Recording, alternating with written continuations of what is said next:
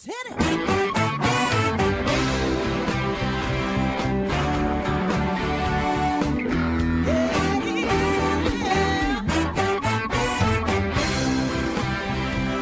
Hi, everyone, and welcome to Alzheimer Speaks Radio. I'm your host, Lori La Bey, and I'm so excited that you're joining us today. We are going to have a fascinating conversation, as usual, as we learn from people all around the world at all ages and stages of life. Stay tuned as we shift our dementia care from crisis to comfort. Here we go. What you think about, you will bring about.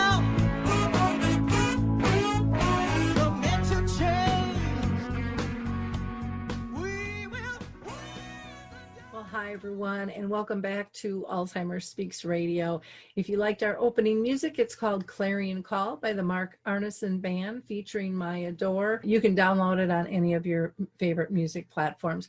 For those of you that are new to Alzheimer Speaks, we're about sound information, not just sound bites. So we like to have, a lengthy discussion and dive deep and give you something that you can really use. And I know you're going to be able to use the conversation we have today, because we're going to be talking with a woman who is living with dementia, who has great insights. To our listeners, our followers, our community, I just have to thank you every time. I'm so grateful for all you do for Alzheimer Speaks and helping us battle this disease. You guys are just absolutely amazing.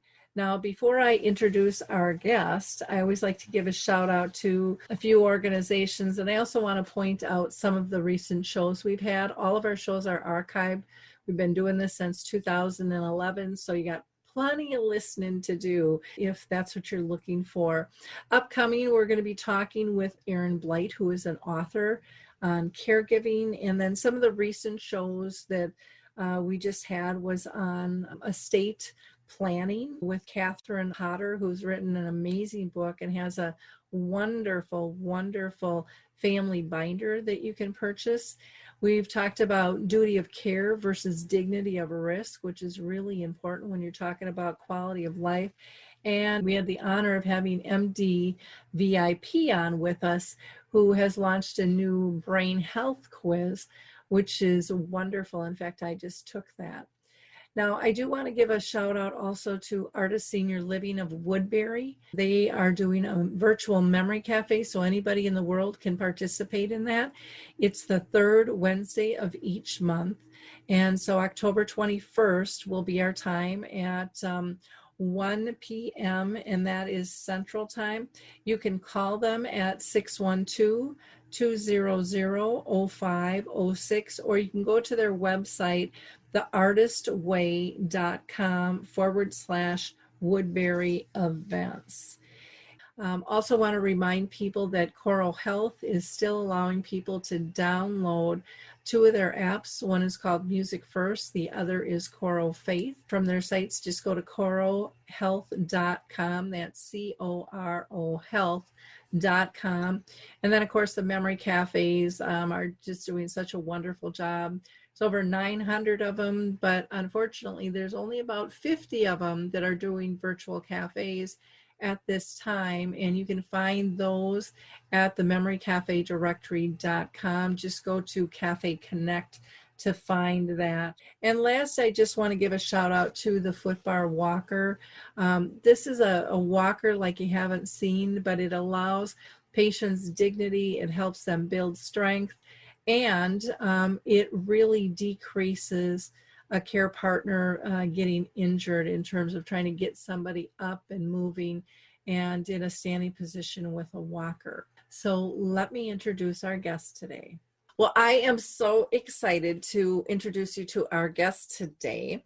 I'm so excited to introduce you to our guest today, Valerie. I'm so excited to introduce you to our guest today, Valerie Schache, who is 68, and she is a feisty community physio farmer. And I'm going to ask her what the heck that is, because here in the U.S., I've not heard that term. Valerie was diagnosed when she was 63 with dementia, and now she advocates via various organizations to encourage people to get diagnosed early so that they can have the best possible outcomes. This means helping people overcome the stigmas and misinformation and bringing hope and laughter to this terminal journey. So welcome, Valerie. Thank you so much for joining us. Thank you, Lori La. It's an absolute honor and a privilege to be included today. I need to have you define for us, because I'm thinking I'm not the only one that doesn't know what the heck a physio farmer is. So if you can explain that to us, then we'll get on to real life stuff here. Okay, well, I was born on a farm. I'm a farmer. You can take the girl off the farm, but you can't take the way around. You can take the girl off the farm, you can't just take the farm out of the girl. So when I was the first married mother to graduate in South Australia, and then I went back to my home, halfway between Perth and Woodner, so it's really isolated.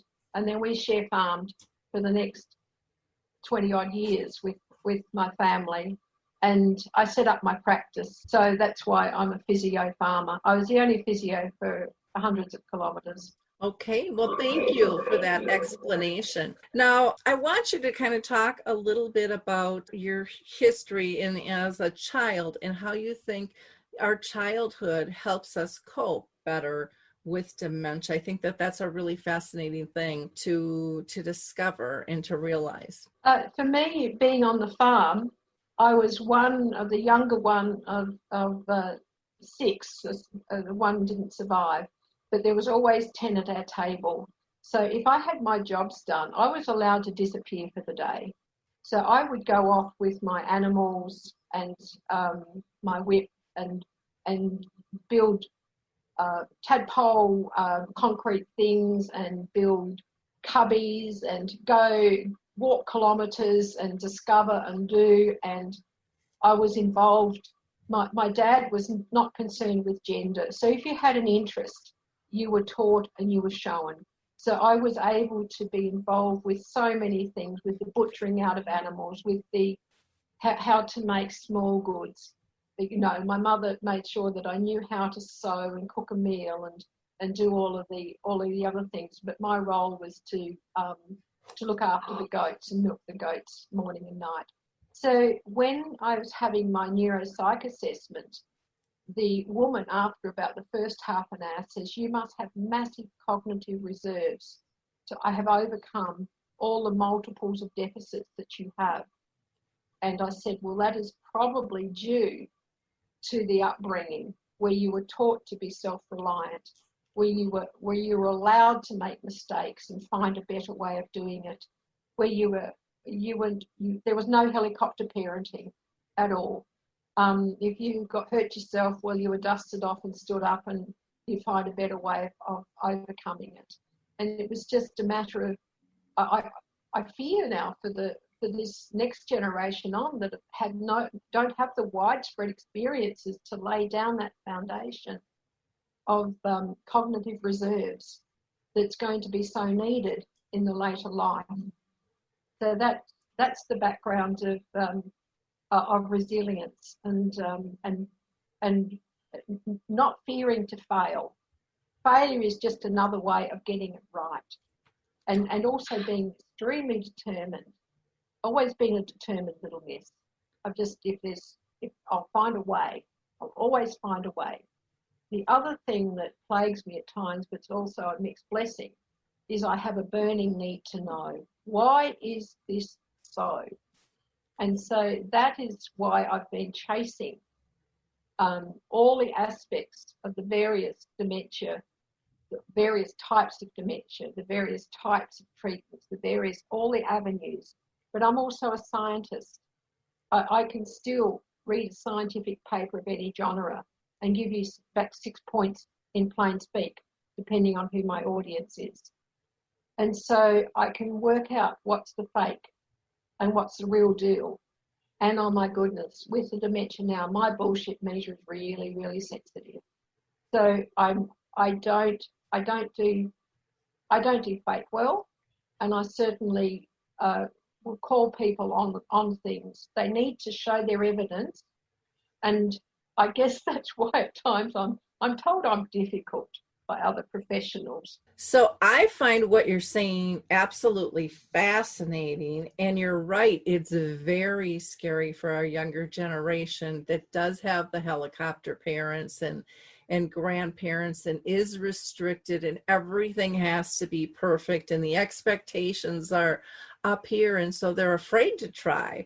They're afraid to adapt, and then you add in social media with all the likes and the facade of this perfect world that everyone's trying to live when that's not our reality. I can see where that can make a huge difference in terms of forging forward. And I think we're seeing that already with a lot of our younger population in terms of how do you adapt. We're seeing an increase with mental illness, with the social isolation, people not trying, they pull back, they pull in, where you're still pushing. You're still pushing for those answers. You're still testing the limits, and you're not afraid to do that. And I love when you said, well, some people say I'm kind of difficult, but I love that because you're on a mission. I love that your bullshit meter is working well, and you call people out on that. I think that's what is really needed for us to change our dementia care culture. Is we have to not just sit there and passively go, We have to really think, does this work? And maybe it works for one, but maybe it doesn't work for all. That's okay too, but let's figure that out, and let's be honest when we're talking about that. You talked about being raised in an era where, and I think this is a beautiful, and I think we're seeing more of this happen now, but there wasn't the gender restrictions. It wasn't like, well, you're the pretty little girl, so you're going to do the inside work, and the boys are going to do the outside work. Or they're going to do the heavy lifting, and you're going to be molded a different fashion. I love that you were taught to, follow your true self, what interests you, and we're going to help you adapt and explore. How lucky were you to have parents like that? I was really blessed. My mum and dad didn't get a lot of formal education. My dad would have loved to have been a doctor. He was basically the unofficial vet in the area, and my mother was extremely intelligent and loved her words and her vocabulary. My father would talk in King's English, and he would challenge me with the words. Sometimes he'd have mercy and actually tell me how to spell it and do it, or find it in the dictionary. But then he would encourage me to use that word until it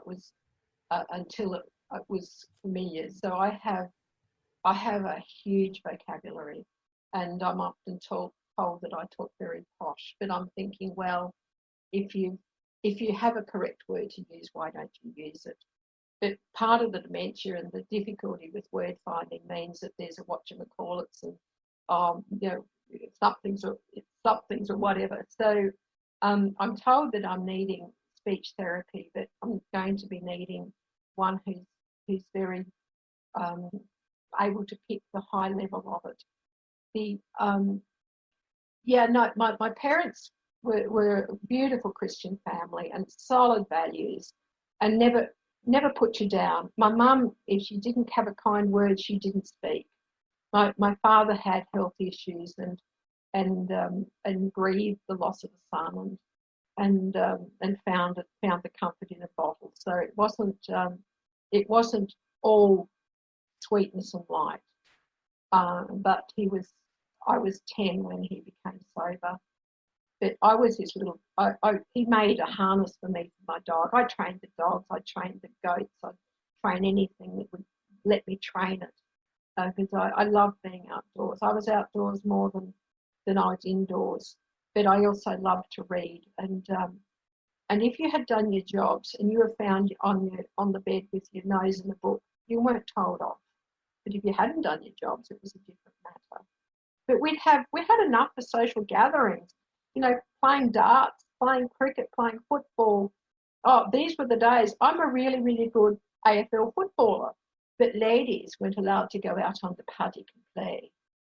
So when there was the first AFL Women's Grand Final nearby in the Gold Coast, I went up and I barracked real loud and real hard.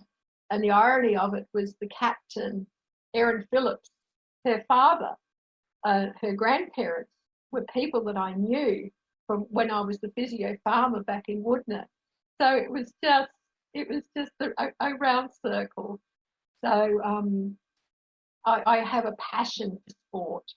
I'm an armchair Olympics. If I don't know the sport, by the time I see it the next time, I'll know all the rules and I'll be able to offer comment on it. I get teased about that by the family quite a lot. But I needed to know the sport as well with being a physio. I needed to know what were the injury causes, and what, more importantly, how fit did I have to get somebody to get them back in the game. But I also treated lawn bowlers as elite athletes because they are. They need to know how to do how to get the very best out of their game. But the farming aspect of it, well, we introduced waterbeds at Woodner when before there was bulk handling, because the farmers' backs were so stiff in the morning they'd get injured before they could get going.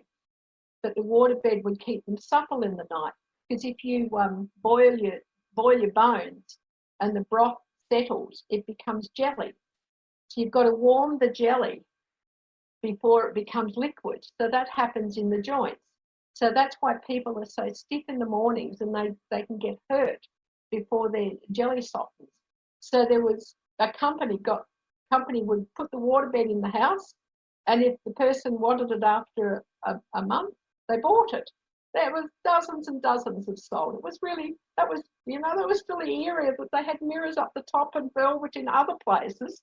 But it meant then that these people had function. And then when we went to New South Wales, one of my key people, he was a gun shearer, shearing sheep. He could shear over 200 a day, which is week in, week out, which is a gun shearer. And he hurt himself. And I said, well, go back to shearing. And he said, I can't. I said, well, what about the harness? He said, what harness? So we introduced the shearing harness into the central west of New South Wales, and he got back into shearing. I worked my butt off as a physio to buy a cattle property up at Nimbin, because it grows really nice grass other than the stuff that people smoke and get into trouble with. And I was using the green illustrator rings that we use for animal husbandry in South Australia, but they never knew about it. So I could mark my calves, make them steers from bulls, whatever day of the year I chose to, whereas they were cutting them with knives and they had to wait when there wasn't a fly attack. So now that's being sold in the husbandry shops locally. So that's just one of the other things. And of course, well, as a physio, when you're introducing best practice in how to do abdominal work and how to look after your stuff, and so one of the best ways was, because most people were doing abdominals by putting their feet under a cupboard. So you go to the footy ground, because I was fortunate I was invited into these areas, and you'd ask who was the best at doing abdominal crunches. And so they'd line him up. And so then I'd put him with his heels on the ground and to do it properly, and he couldn't move. You'd get their attention. Oh, the other way you get their attention is what's the best exercise to improve your sex life? And that's the Kegel exercise or the Hartman's exercise. So you used ways and means of grabbing people's attention to get your message. And I also do that now whenever I'm invited to speak about best practice for dementia as well. Well, that is a perfect segue, because one of the things that I want to talk to you about is you presented a paper for elder abuse. And if you can explain to us what that conference is. But if I remember correctly, it was called Not Being Believed is Abuse. And I think just that statement alone is really important. So if you can tell us what the conference was about and what drove you to write that paper. It was the International Conference for Aging, and it happened to be in Brisbane. It was the 13th one. And I come across the agendas, and it was, the stream was elder abuse. And I'd had a couple of run-ins with a clinical physician and then 2 psychiatrists. And basically, they didn't believe my self-reporting because they only went on what they saw. And as you can see, I present really, really well. You only need to, but if you spent even a couple of hours with me or spent a day with me, you would realise that I have a lot of deficits. But I found out later that the clinical guy only did 5% of self-reporting. And so he was saying, you have late onset schizophrenia, bipolar, and not dementia. And I'm thinking, excuse me, you think that's a kind of statement? And then I go to the psychiatrist to get help with insomnia because the Aricept, which gave me my life back, also meant that I didn't sleep well.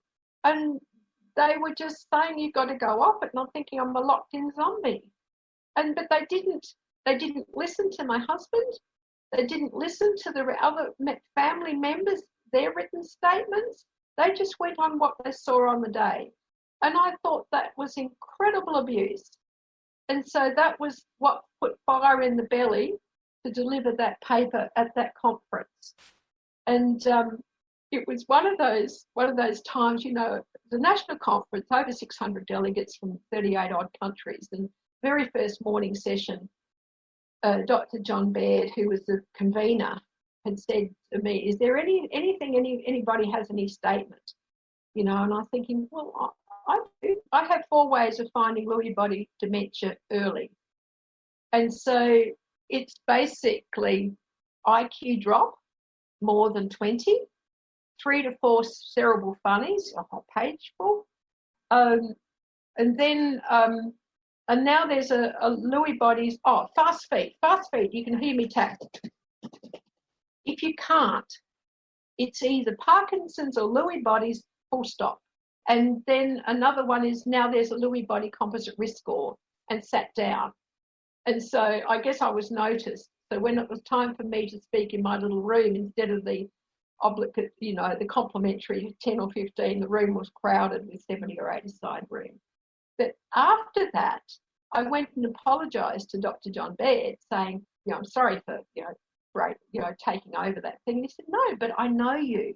I'm thinking, you're not one of my patients. Don't forget them. He said, I was on the board of public health in the Northern Rivers Primary Health Network when you became a acupuncturist physiotherapist. So you were the first acupuncturist physiotherapist in Australia, and I became an acupuncturist.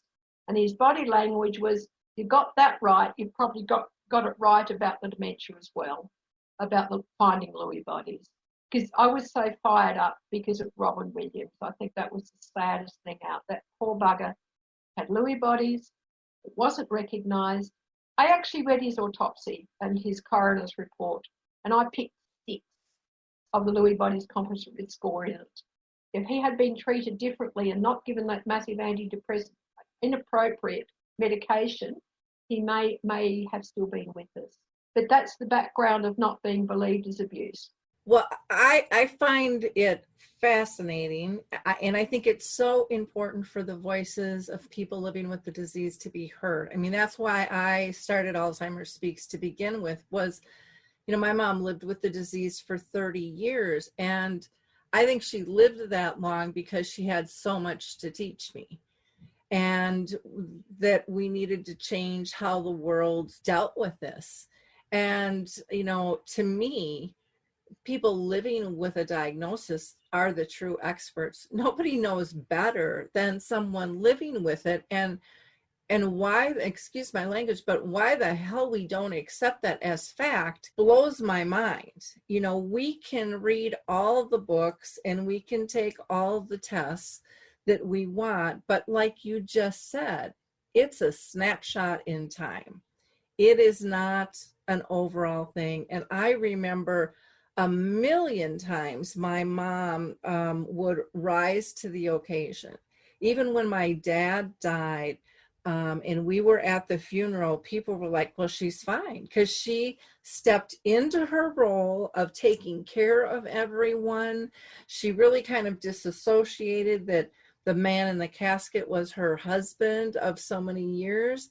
But she, you know, her soul just raised up, and she was so gracious and so caring, which is who she always was.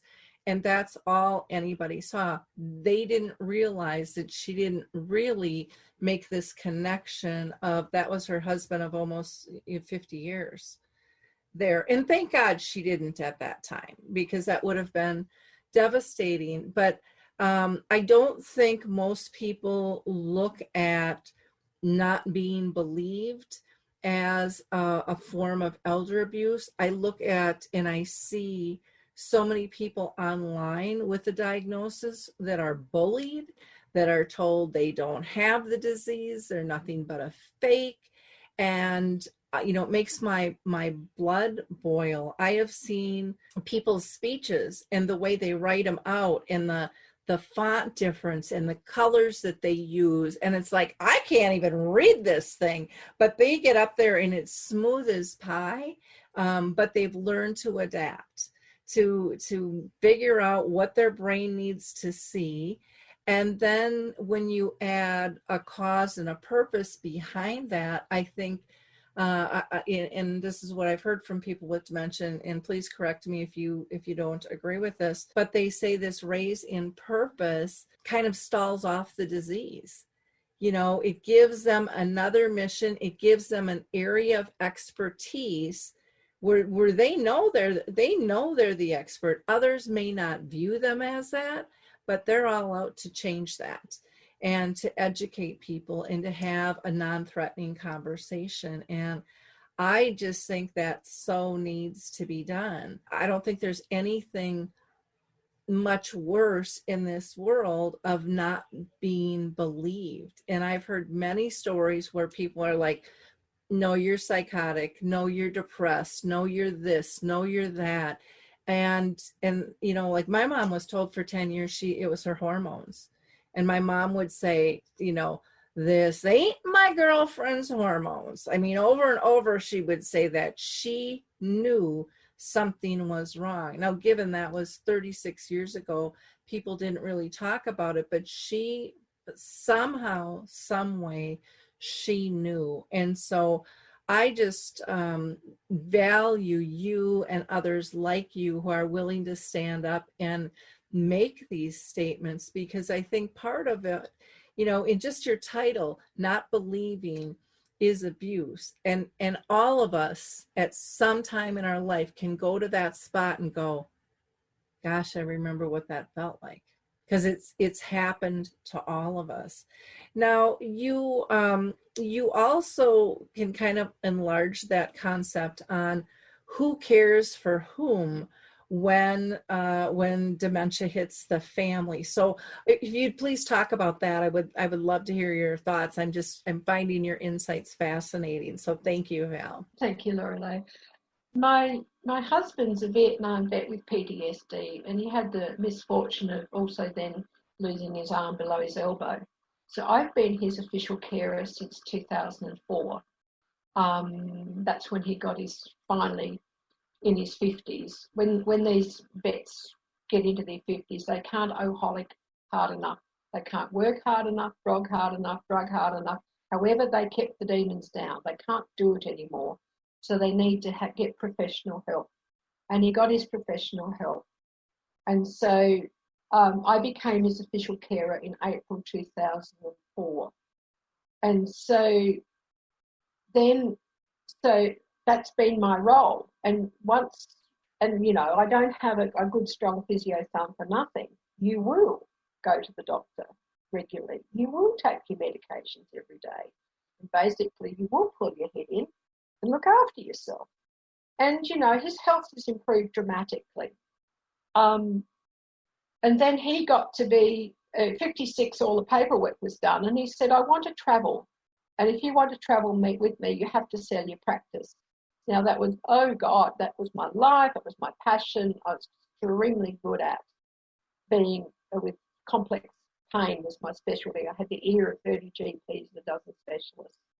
And I was a local icon, valve physio. I was talked about in ordinary speak.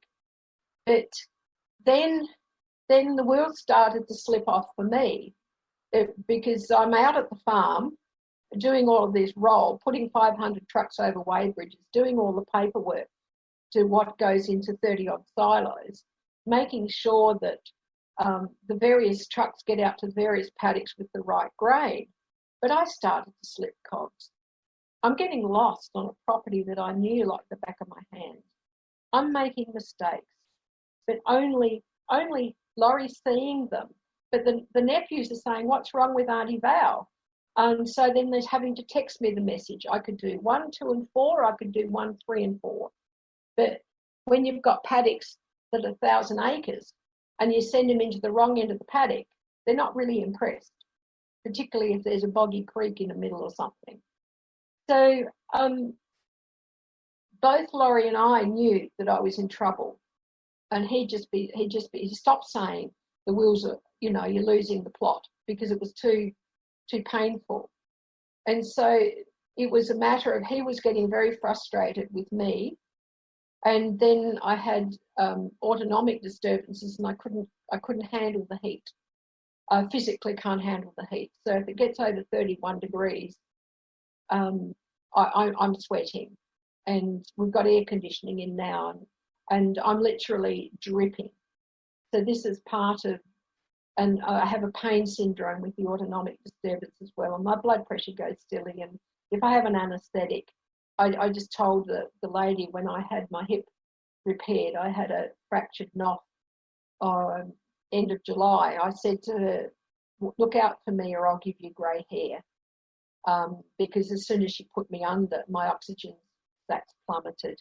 I have a CPAP machine to blow air up my nose to remind my brain to breathe up when I go to sleep. So so it's that quandary of when somebody of that older generation who's been waited on hand and foot and had their every need met. We call it in our house the Arnold syndrome, because we have an Uncle Arnold who's, bless him, now he's passed, but he was in his 90s, and he married this beautiful Austrian lady 10 years younger to wait on him hand and foot, you know, to wait on him hand and foot so much that he came out of a nursing home and demanded that she did all the caring, including the showering, etc., not taking into care that she'd had cancer and back surgery and all sorts of stuff. So if either of us are getting too bit over the top, we get called Arnold, and it's time to back down a bit. So the who cares for whom is that other quandary that so many families face, even in any chronic illness as well, is when the roles shift. And you can teach old dogs new tricks, both genre. There's a lot of people, including professionals, who didn't think our marriage would survive, because once I started to have the filters damaged and started to straight talk and started to call bullies for what they were, and they couldn't use anger and intimidation to control me anymore. There's been a few good blues with varying people, including my husband. He's called Bestment because the other people, Kate Swaffer has her bub, a backup brain, and I'm calling him Bestie. And he said, no, I've invested over 50 years in you and I'm the best at it. So he's my Bestment. So Bestment and me get on quite well. We have a robust marriage. We're going to be married 50 years next year. And, so it's I went over to New Zealand to present that paper, and because I know that the slides are uploaded, the slides are fully packed with a whole heap of other information. There's about 4 talks in that one, and I backpacked New Zealand for nearly 3 weeks.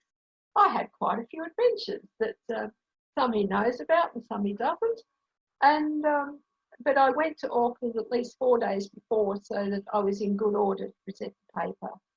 And the DIA people and the ADI people in New Zealand were very gracious and caring, and made sure that I was in good order to do. And I was wise enough then to make sure my slides were uploaded early, do all the right things, and make sure that you're calm to present and stuff. And that opened up a lot of discussion of who cares for whom. And it's a load on families. I've done all the paperwork. My guardians are my husband and my younger daughter, who's an RN. I wear a do not resuscitate bracelet. You resuscitate me, I will sue you. In case I've got it wrong. People say, but you're living a good standard of life. And I said, well, I am now. But I've known dementia for nearly 50 years. I've observed it in the community. I've worked with it. I was a consultant physio, for God's sake, in the local RSL Life Care. I introduced pain relief, slow release morphia. I didn't know Lewy bodies. I didn't know corticobasal, but I knew pain. And so we brought in pain relief correctly. And now that's the best standard practice, because the staff, there's not enough staff, they've got to use patches. So I've always been on the front foot, creating storms, but not to stir the pot just for the stirring's sake, but to make changes. And I've got a flat forehead from banging against how many situations. So that was an absolute delight. And so that's up on Google. If you want to Google Valerie Schache, there's some stuff there that I presented. I've also got a paper on bold as a hyena, because I can't think of an animal that's bolder than a hyena. Well, first of all, I have to say that I love the relationship you have with your husband. It's honest, it's fluid, you're still exploring, you're still living life, and, that's to be honored. Instead of folding up and giving up, which a lot of people kind of are told to do, and so they just do it. They don't believe there can be life after diagnosis. And I still hear that from people going to the doctor. The last thing they hear walking out the door is get your affairs in order. And, that's really it. They might get a prescription. They usually get another appointment.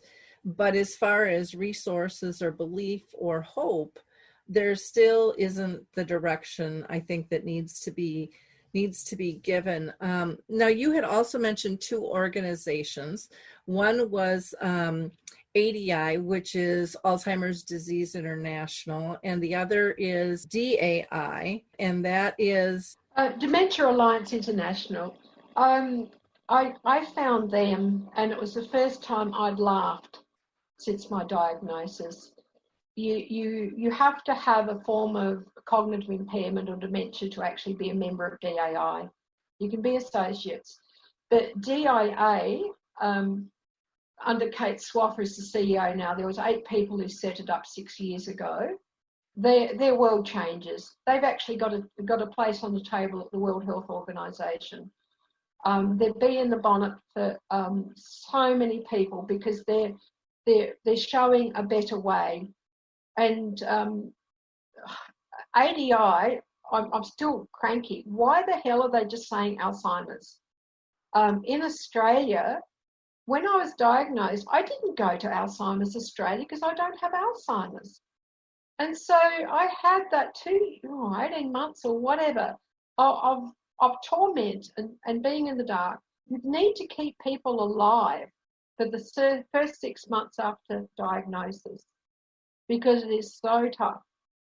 And so I had 11 ways of creatively topping myself and having my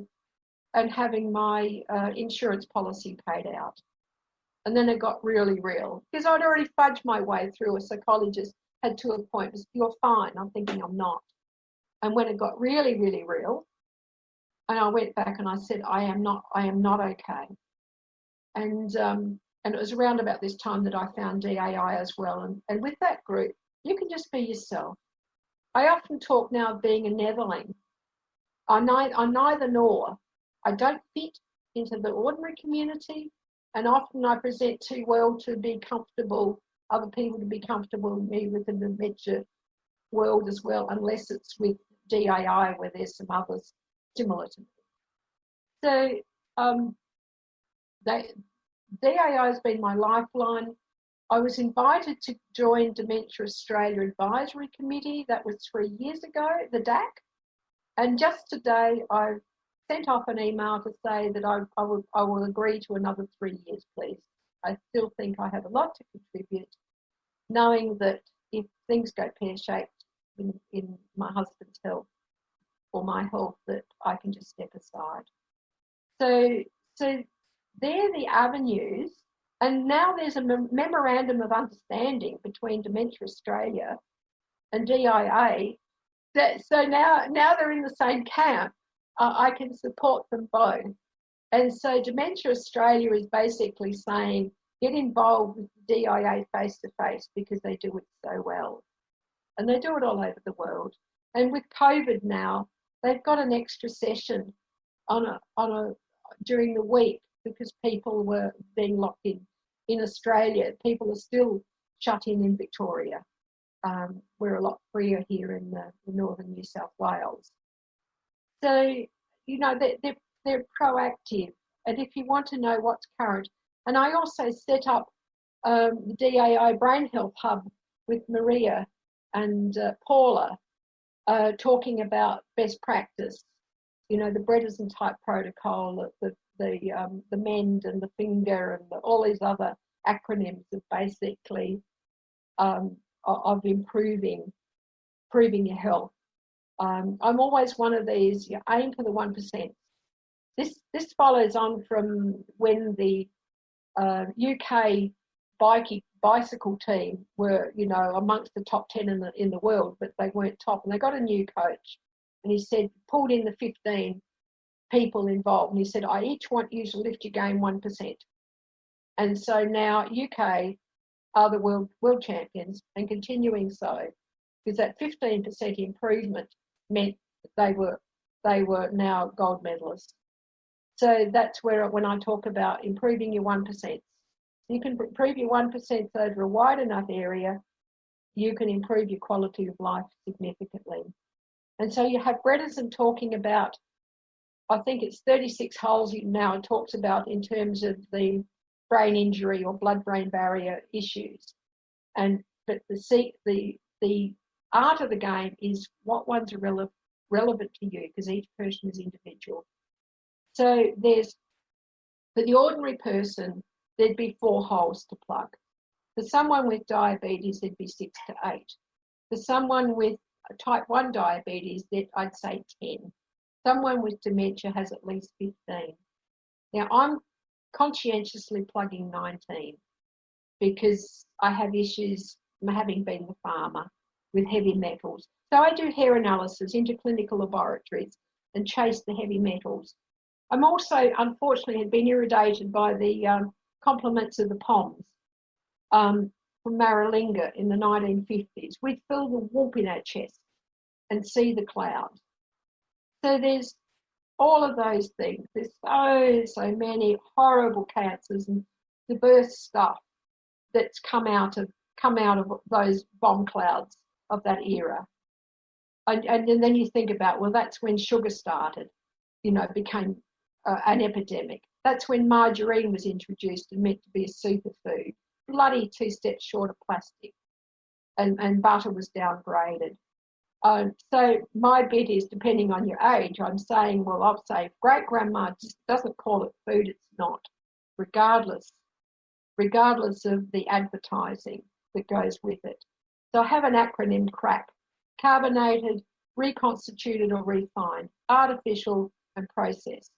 Stay off it. So that's your soda pops, your other drinks.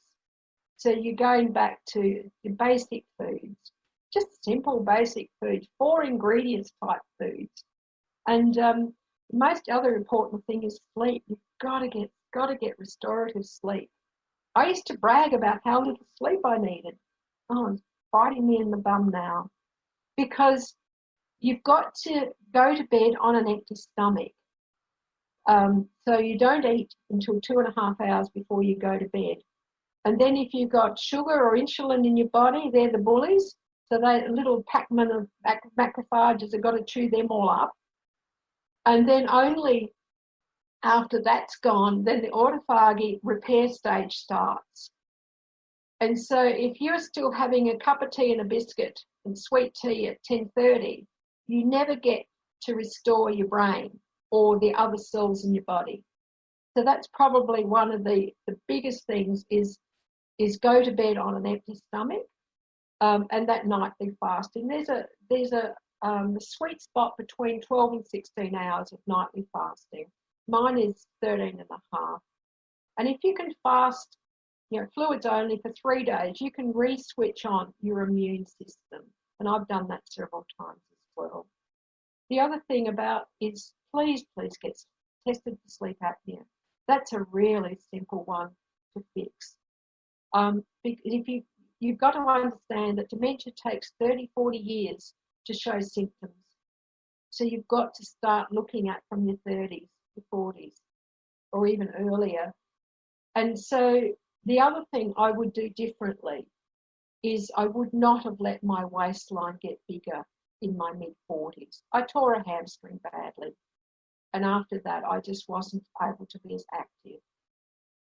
So, and I've always battled blood pressure. I would have screwed it down even harder. At that stage, 140 over 90 was considered normal. Now they're talking 120 over 80. So it's that midlife obesity for women.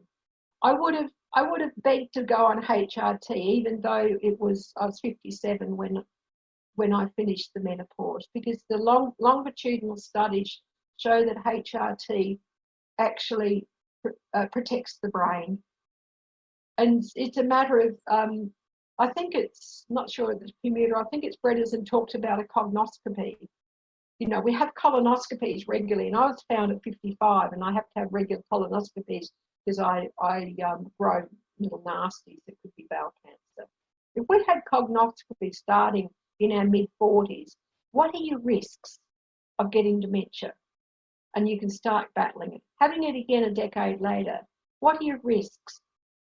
And just, we would stop this epidemic in its tracks.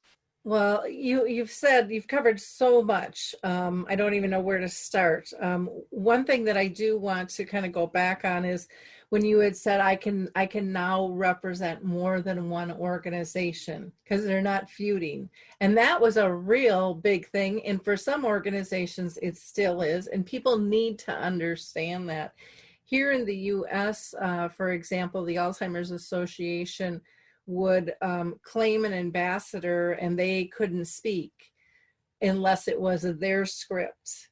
And they were locked in for like a year at a time. And that has now changed because people pushed back and said, well, I want to talk over here and they want to know about this. And they're like, but you're our ambassador and it's our script. And that ownership has sliced it because it really is an honor to have that voice represent you, but you need to let that voice be heard in its totality, in its authentic voice, which I think is really important.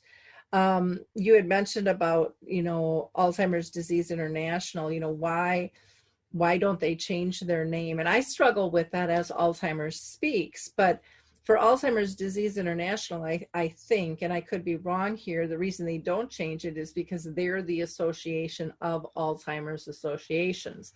Now, Alzheimer's associations here in the States started throwing in words like dementia and doing different things because they were seeing other organizations kind of coming in and taking up what they believed was their space and was now competition with them. And so they've kind of broadened the band, but they haven't changed the name. For me, I've thought about changing my name, but I think I have a pretty good reputation in terms of brand that people know we raise all voices, not just from different types of dementias, but people at all levels as well. So a person with dementia is valued just as much, if not more, than an expert or a business professional or an author or a musician or a music director, because I believe everyone's voice is important as long as it's in a respectful fashion, and that we can ignite change when we raise that. The other reason I'll say I haven't changed my name was one, because of branding, but two, there's a lot of people that don't like the word dementia either. And then if I change to that, and then what are they going to call it? And so it's like, I don't want to spend time and energy trying to figure that out. I'd rather, for me, push forward, and hopefully through voice and through inclusion, people understand what we are. Just like the word caregiver versus care partner versus care companion, we have to educate people on the differences and the impact of word choices and all of those types of things. And none of that happens overnight. I love that you talked about sleep, because I don't think people understand that enough. I know I still am a late night eater, which I know I shouldn't, because I can be in bed and sleeping real sound, and then all of a sudden my stomach's, and it starts talking to me, and then I got to get up and I disrupt my sleep, and I know better, and I've gotten better at it than what I used to be, because I am kind of a night owl anyways, but you talked about so many things. One of the questions I was going to ask you was, through your journey of dementia, which you were diagnosed about 5 years ago, kind of addresses what changes would you have made earlier if you would have known. And, again, that typically isn't coming from our medical profession. And just, educating people on this way before a diagnosis hits, so that they can have more control over their health. But, here in the US, we talk how we are not preventative. We try to pretend like we are, but we're not. And I know your medical system is, from my understanding, more of a social medicine, and you've got more, I think you guys address things faster than we do. We're like way behind the 8 ball, and it's hilarious because everyone's like, well, we're the United States. And, and it's like, no, we're not all that. Let me tell you, we are really not all that. We're getting better and we're making strides, but we are leaps and bounds behind other countries. And the acceptance and the graciousness and the government getting back behind these programs. I mean, most of our programs, and granted, there are some grants out there, but a lot of it is just straight volunteerism. And it's passionate people like myself and others that say this can't go on. And great sacrifices are made in order to make those changes, because there's still kind of this feud of, well, this really isn't a priority. And it's like, wait till it hits your family, because it will. It will. So anything else that you want to add in terms of what you wish you would have known, or what you hope people going in getting diagnosed now know that maybe you didn't? Okay, so the most important thing is, I'll just address first your title of your show. If it's not broke, don't fix it. But in terms of national organisations, Alzheimer's is only one form of dementia. So they need to call it dementia so that all the other over 100, I think there's 131 now, can belong. So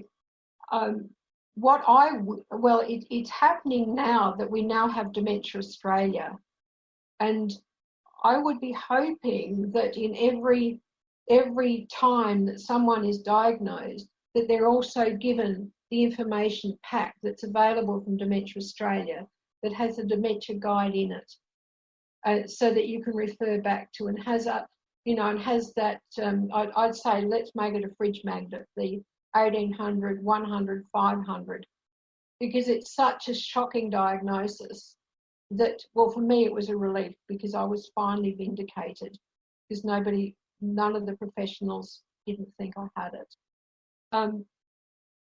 That should be available, because like any major life-changing diagnosis, you can't take it all in at once. So to have the resources. In Japan, they actually have someone like myself who's worked through and can offer hope in the next room for the family to go and talk to and to pick the brain with and to have a contact with. That would be just so kind and so helpful. We have a dementia outreach service here in Ballina, but it's for over 65s. So because I was 63, I didn't find it. And so there was a newspaper article about a dementia-friendly community forming in my local town, which I'm now co-chair of. And so fancy going to your information centre and finding the information you wanted to know about dementia. I was just being a smart ass. I just a throwaway comment. Oh, do you have any about dementia in Ballina? Because I've been looking for 6 months and couldn't find anything. I'm thinking I have to start it myself. So I've been able to join, and we've had a monthly thing, and we're deliberately calling it dementia again. You name it, you claim it, you take the power of the hurt of the name away. And so with COVID, that hasn't been happening, but it's now being enlarged. And so I got so hurt by the people that I'd see crossing the road, so they didn't have to talk to me. So once I realised that I was going to survive and I was going to thrive and I was going to educate them. So I went to the pubs and clubs, and I went to my previous clients, and I'll pick on Patrick because he's got broad shoulders. I just went into Patrick and I just said, Patrick, I have dementia. He said, yes, I've heard, I'm sorry. I said, you will still greet me with a hug or a handshake, and you will still invite me to the shindigs that you did previously. You will include me. Sometimes I can say yes, sometimes I can say no, but please treat me as a person and include me. And I do that at the various places, just to try and help them to get it. I said to them, look, you guys are really good at looking after your mates who've had a few too many beer. I mean, I'm a bit like that. I'm a bit over the top now. I'm a bit loud, don't know when to shut up. But you know how to look after them. You include them, and you do it well. They at least will sleep it off the next morning and wake up with a sore head, but I wake up with no different because my dementia is a reality and continuing. So it's that sort of front foot action, and I was a Veteran Affairs darling. I was able to talk to these crusty old fellas, so and just tell them straight. So I'm doing that as well, and fortunately now that I'm sleeping, I'm no longer I have some more filters intact, so I'm a little more polite about what I'm saying to whom and when and why. I have a savant type knowledge because it's my anterior temporal lobe that's damaged. If I've read it or heard it, it's there. And if you ask it, I'll tell you. But now I'm learning to perhaps couch it in kind of. I love that you were bold enough to go in and say, you will do this. You will be inclusive. And then you gave him examples of, hey, you do it for everyone else. Why not me? One of the things that I'm hearing people say living with the diagnosis is what they're seeing with COVID now is so many people feeling the isolation that they felt upon diagnosis, that disconnection, that I don't know what to do. And a lot of them are kind of smiling and laughing, going, we can teach them. We can teach them because we've learned to work around that. We've learned other ways to connect. And I think that is a beautiful lesson out of this. And I think all people, for the most part, are appreciating the importance of our human connections, our relationships. We're seeing people saying, if I have to choose now between work and my family, there really isn't much choice. It's going to be my family. And we're going to live differently because these are, and it's making people look at priorities. It's making people realize, gosh, we didn't play a game, or we didn't joke around, or we were just all so busy. And then we wondered why we were so segregated. And, you know, it's brought people back together in a weird way, which I think is real beneficial. I loved when you talked about Japan leveraging someone who's diagnosed, someone who's processed the depression, the scariness, all of that, to be able to talk to families and say, hey, there's still a lot of life to live. Here's how you get connected. Here in the U.S., and they've actually expanded beyond the U.S., but they have dementia mentors, where, you know, people can basically sign up and have that one-on-one with somebody. And again, why larger organizations didn't ever figure that out is beyond me. It's taken, you know, kind of like with DAI, it's taken people diagnosed to say, this will help us. We can help one another. They remember, you know, what it feels like to get that diagnosis. You guys know just the hit that takes, not only you, but to your family, to your friends, and the changes. And, you know, you've learned how to maneuver and process things, or just listen and validate somebody's feelings. You know, not that you can fix it.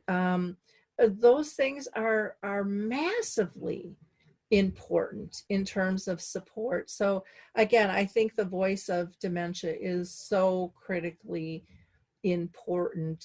You guys have made great strides in terms of changing what people think it is. You know, it's not somebody just 90 years old that can't communicate, folded over in a wheelchair, that needs help being fed. And people struggle seeing somebody like you going, well, that she looks normal. In fact, she didn't screw up as much as Lori did on this video. You know, they're evaluating things, but it scares people to think, if you could have it, then I could have it. And that's, I think, one of the greatest fears.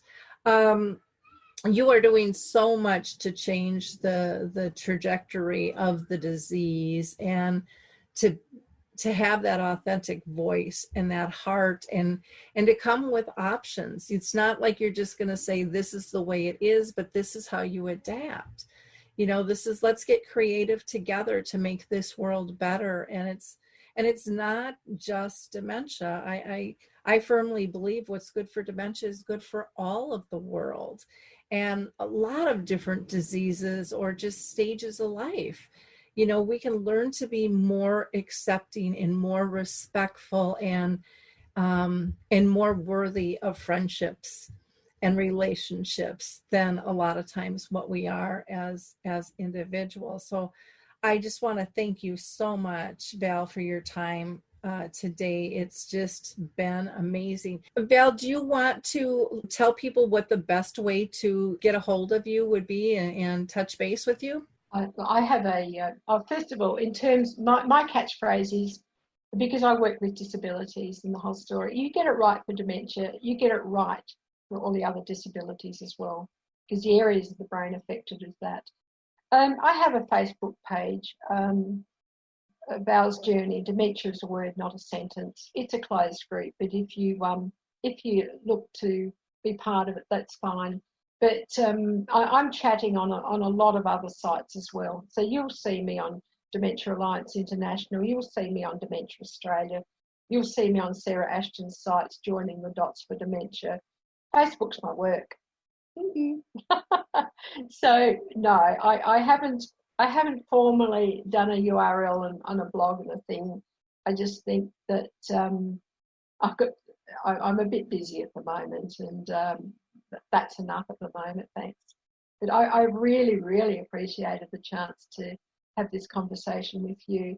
And with this international organisation, I just want to say one other thing, that those of you who are spirit-filled and can pray in tongues, you can reach someone who in the later stage of dementia by praying in tongues with them.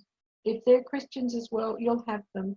I've proven it again and again and again, and that brings me great hope, because I've seen the SPECT scans of what lights up in the brain when you pray in tongues, and it can't be touched by dementia. So I have tremendous hope, and I keep reassuring my friends, don't forget that. But my thing is, when I can't put a cup to my lips myself, palliation is to start. So I'm unlikely to get to that stage if my guardians stay strong and my GP stays strong. That's me personally.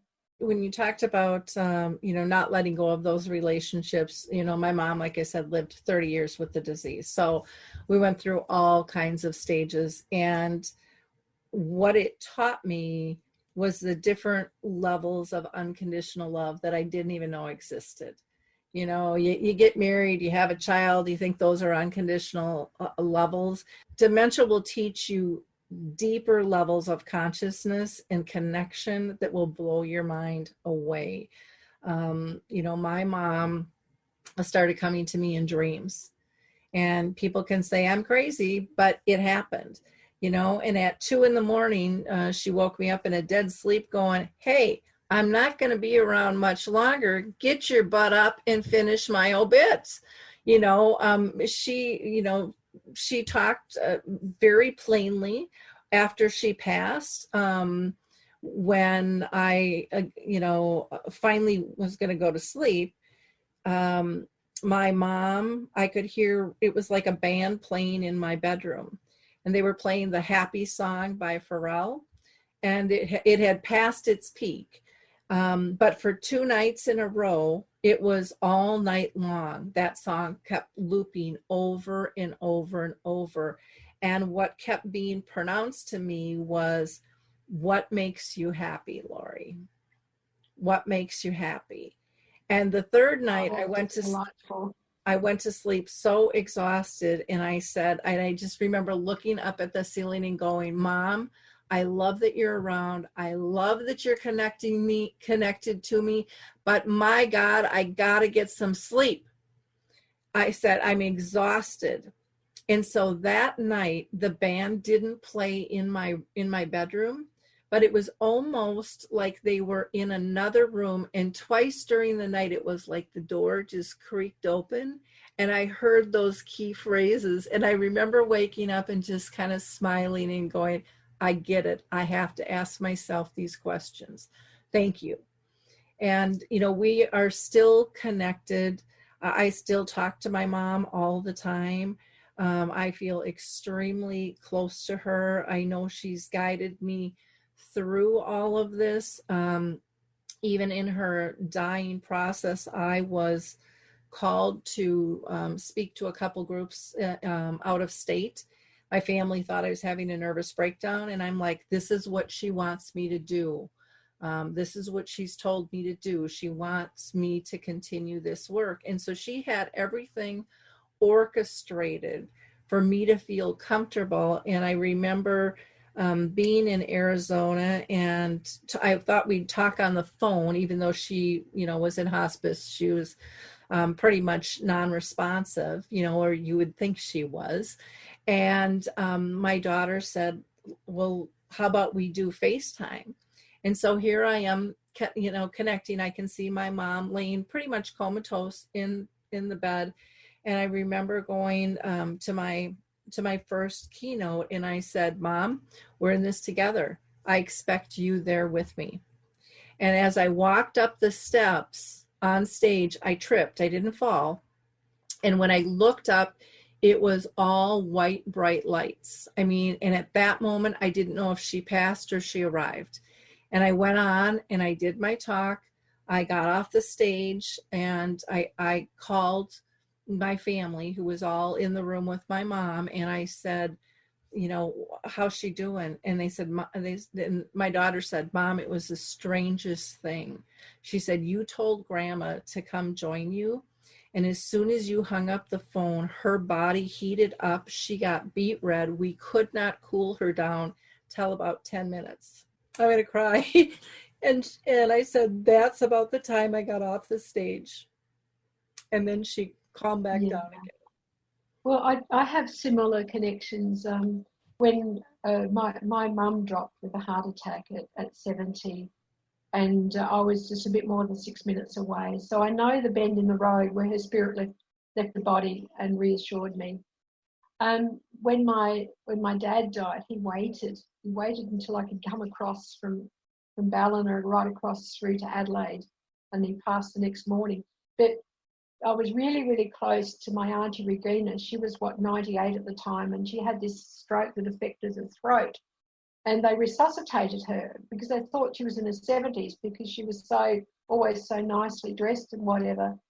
And I got this phone call, and I'm on the bus from Mingan, which is in the middle of New South Wales, to Newcastle. And I'm thinking, oh, well, I might be able to get to a funeral. And because I had to travel with my daughter because she had 5 under 5 and the twins were still little babies, to come up and visit us. So we got them up there safely on the Friday night. And I hadn't heard that Auntie had died. And I'm thinking, I'll definitely get to a funeral now. And then the thought at 11:30 at night, what if she's waiting for you? And so the earliest I could get there was middle of the afternoon, and my sister in Adelaide. So I flew from Gold Coast to Adelaide. My sister and I went with her, and she'd been unconscious, for that 11 days with this thing in the throat. And but she responded when we were there. We had her with us for 20 minutes, and people said later, oh, you two are so loud you could raise the dead. But from then on, I was basically her doula.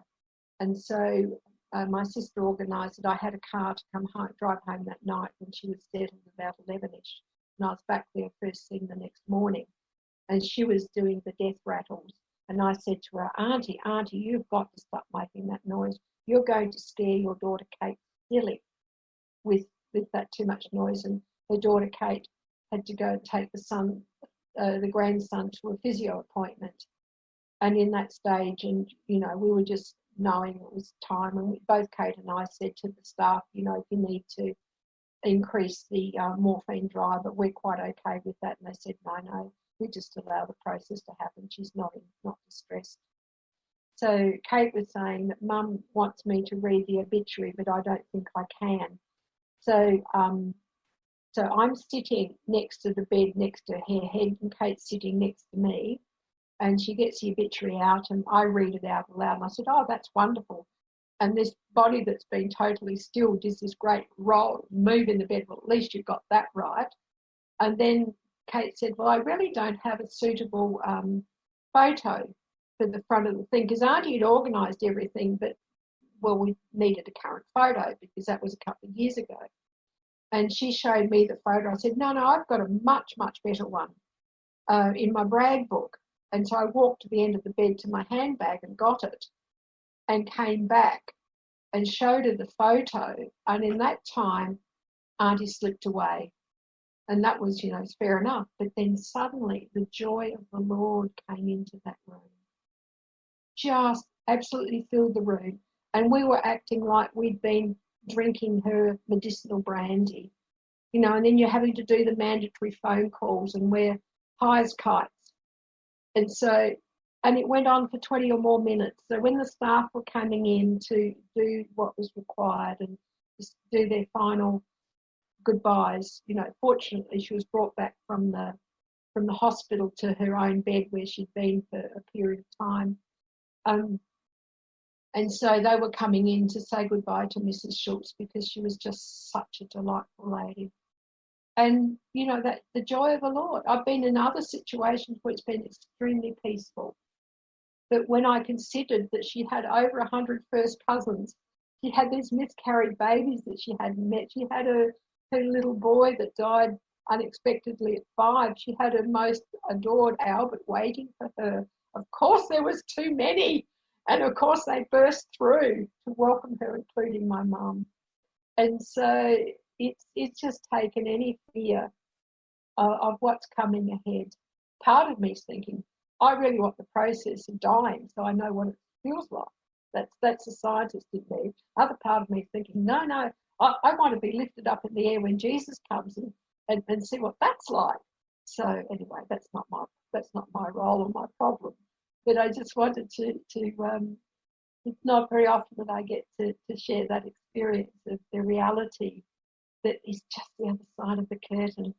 Yeah, it's very important to understand those connections, because even with, you know, my mom, there would be times where she was talking to people who have passed. Now, we could have said, you know, give her some medication, you know, she's hallucinating, she's delusional, and it's like she's peaceful, she's happy. And I hear that from people all the time where it's like they have the ability, the filters are gone, the paranoia is released of what are people going to think or say, and they cross over. I firmly believe we have those abilities, and I know there'll be some people listening that will think that is just total taboo. And again, you know, that is your right, but to me, it's all about the comfort. Whatever brings a person comfort is important. When my dad passed, I was touching his chest, telling him it was okay to go, and I literally felt his energy leave his body and go up my arm. I mean, it was just undescribable. And I remember telling my brother to touch him, and he couldn't feel anything. But my dad and I just had that powerful connection. And it's like, what a gift that was to feel him leave through me. Out of that, now, quite often, if it's someone I know really well, because we do hospice care really well in our local town, and there's 2 wards part of the associated. Well, they will get back to normal when COVID's finished, but what we'd make sure was we'd bring the comfort food for the family, because people would forget to eat and drink and do.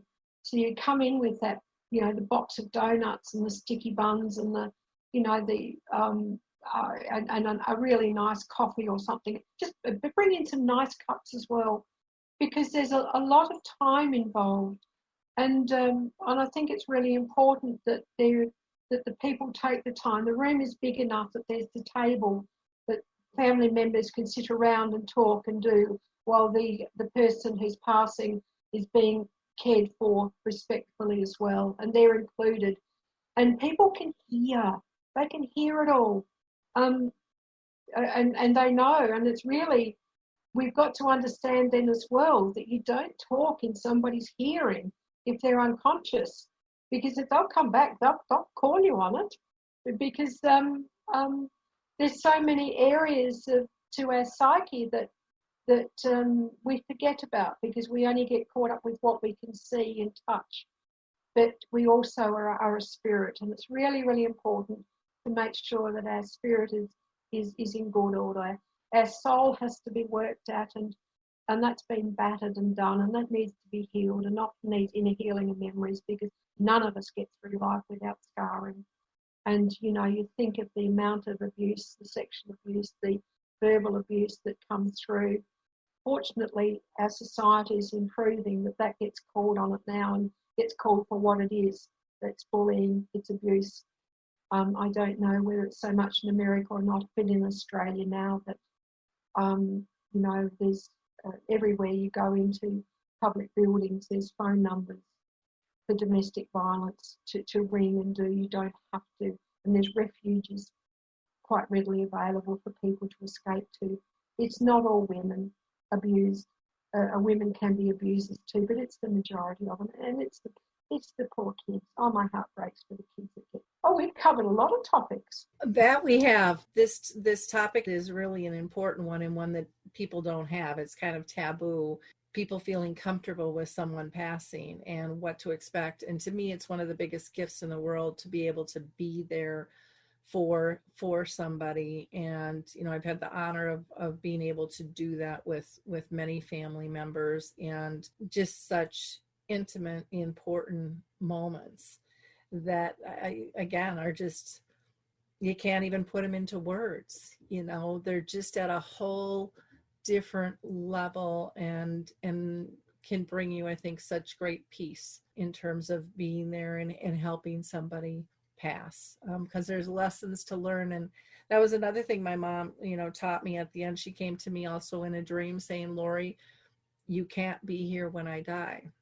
And I was very offended, because I'm the gal. That's who I am. I'm there when everybody dies. That's part of my job, here. That's how I saw it. But she went on in this dream and said, no. She said, the rest of the family needs to learn to deal with death. And there's a lot to teach them. And they won't learn it if you're there, because you'll do it. And they won't participate. And I remember my mom, when I was a young child, she would bring us to visitations and wakes, and her friends would be, oh, Dorothy, you shouldn't, they're too young. And she's like, they need to see both sides of life. When we come in and we go out, this is normal. I don't want them to be afraid. And so she was really always just a huge advocate of that. And so again, I had 2 keynotes out of state, and one of the things that she taught me through being away was that I could still participate by video, and I could guide my family without doing it. And so, they were there. I'm like, okay, get some washcloths, and not just 1 or 2, ask them for a whole bag, because there's times where she's going to be cold and there's times where she's going to be hot. And, and then they would rotate and kind of all have that experience. And it was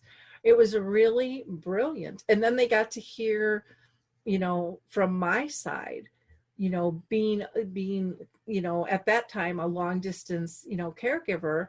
And yet I didn't miss anything. I was there for the last rites. I got to see her take her last breath, where some of my family didn't even get to see that or be part of that. But because we were connected, and I had the honor of not missing anything.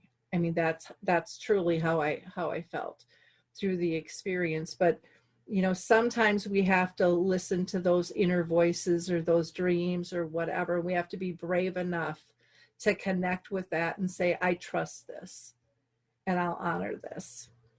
And, many people aren't at that place because they're worried what other people are going to think. And I would encourage people to really listen to those inner voices and honor them. I think I'd have liked your mum a lot. Yeah. Most people did. Yeah. I often advise. As a community physio, and straight down the line, I have my name down in aged care for facilities. Only the one facility, the one that was a consultant physio about. And I was asked to. I actually had a room for me about 2 months ago, and I said, if you'd asked me 5 months earlier, I'd have been in there tomorrow with bells on. But my husband is no longer independent. He's buggered his shoulder and his prostate cancer's returned. But in the meantime then, because people ask me, why do you want to move out your home? And I said, everywhere I turn, I'm a failure. So I've now had somebody come in who's got the gift of the minimalism. So I've got everything is sorted and I'm not traumatized. So the last lot of it went just on the long weekend, which was last weekend in October. And it was all of my favorite clothes and stuff that I'd had for the generations. But I have a granddaughter who absolutely loves the 80s. So she's delighted with all of those, and FaceTimed it. So I got the joy of it as well. So I'm one of those that I'd